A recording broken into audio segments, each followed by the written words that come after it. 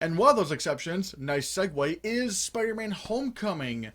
Uh, so yeah, Spider-Man Homecoming, like after we saw Spider-Man and Captain America Civil War, which was such a great moment for the MCU. Like one of the MCU's defining moments was when we finally saw Spider-Man in Civil War.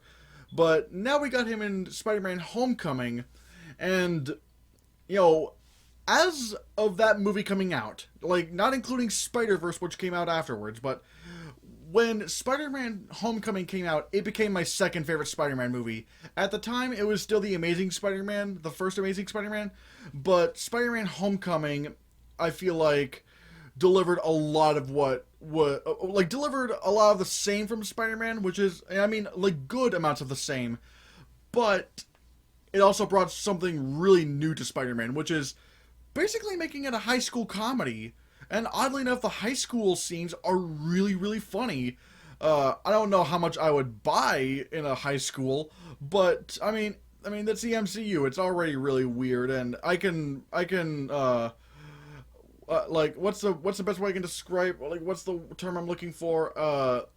Like I can suspend my disbelief on some of the stuff regarding high school, considering how weird the MCU is. I mean, this is a universe where a raccoon and a tree can talk. So I mean, the fact that that high school isn't exactly like how high school is, that's not really an issue for me. As long as it doesn't go too ridiculous like Spider-Man from 2002. Luckily, this doesn't do that. It just plays for straight for a comedic kind of tone, and not even a cheesy tone, just actual comedy. Which is, if that was what the first Spider-Man movie was trying to go for, then I mean, I wish it could, yeah. If the 2002 Spider-Man wanted to go in a more comedic direction, I'd be fine with that. But my main problem with that movie was that it was way too much like a Saturday morning cartoon in all the wrong ways. Whereas with Spider-Man Homecoming, it like I said, it was a high school comedy with Spider-Man, and I felt like it really benefited from that. Uh, of course, Tom Holland I think is a great Spider-Man and Peter Parker. He's a younger Spider-Man and Peter Parker. He's very funny, very charismatic. And another thing I love about this movie was that at the time, I think it had the best Spider-Man villain yet, which was Michael Keaton as the Vulture. Holy shit! Like, and keep in mind, back then, I didn't expect a lot from MCU villains because like one of my biggest problems with the MCU was that they were kind of dull. They didn't really like. It's like, like who remembers the villain from what was it, Thor: The Dark World? Does anybody remember that villain? Or the villain from Guardians of the Galaxy? Or Iron Man 3? And don't say the Mandarin, because the Mandarin was not the villain of that movie. But, like, so yeah, that's the one thing I was worried about going into Spider-Man Homecoming, was that, because, like, Marvel just usually does not do their villains well. The Vulture was excellent. He was an excellent villain. Like, he had all the right motivations. He had a lot of screen time. He was very funny, very threatening, and yet you could see exactly where he was coming from. You'll have to see the movie. I mean, it's not really a major spoiler. But when you see why he is a villain, it's like, yeah, I can easily understand why someone would become a villain, especially in today's day and age. It's very understandable, and I feel like they did him justice, and it was just really, it was a really, really good villain. Zendaya I thought was also really good in the movie. Um, like, like I didn't really think much of Zendaya before this movie because she's a Disney Channel star. Because who remembers where Corey from Corey in the House went or whatever. I've never even seen Corey in the House. That's how square I am. But evidently, Zendaya turned out to be like Zac Efron, where it turns out she's actually very talented. Because like in Spider-Man Homecoming, she showed off her comedic skills, and I thought she was hilarious in this movie. And later on that same year in The Greatest Showman, she showed me that she could be a pretty damn good dramatic actress as well. So yeah, Zendaya was great in the movie. I thought like she was a very great comedic foil towards Peter Parker.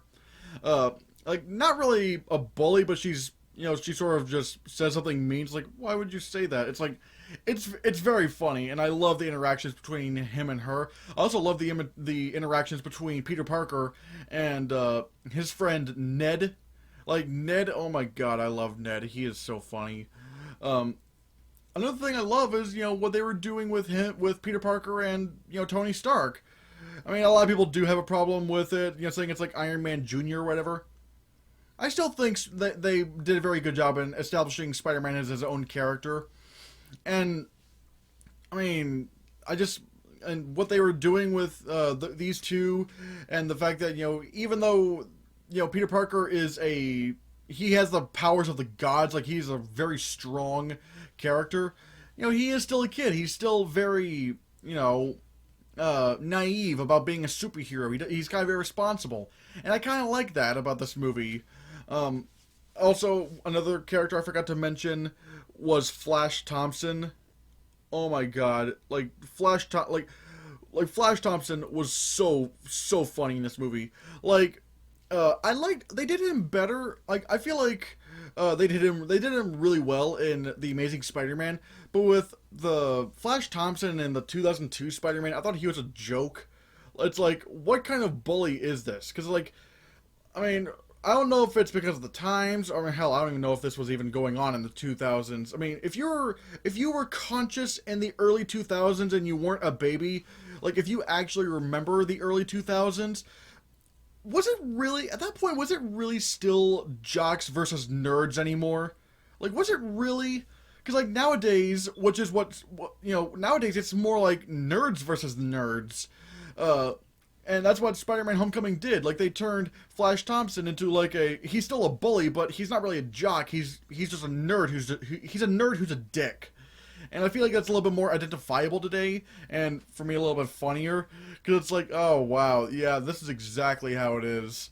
And it's a little bit more relatable to me, because, like, a lot of the bullies I went up against in high school were nerds, like me, but they were just douchebags.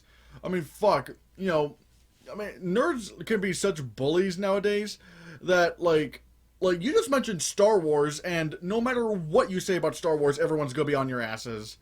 Uh, like, and I find that really funny that they did that in Spider-Man Homecoming. Not in terms of Star Wars, but, it's nerds versus even worse nerds. Uh, so yeah, I like how they did that. And really, just overall, I just really enjoyed Spider-Man Homecoming. I thought it was great.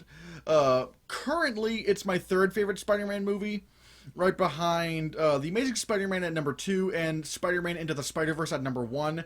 But yeah, definitely see Spider-Man Homecoming if you haven't already. Spider-Man Homecoming was such a great superhero comedy. And it legitimately is a really good Spider-Man movie as well. And again, it's just so cool seeing Spider-Man in the MCU.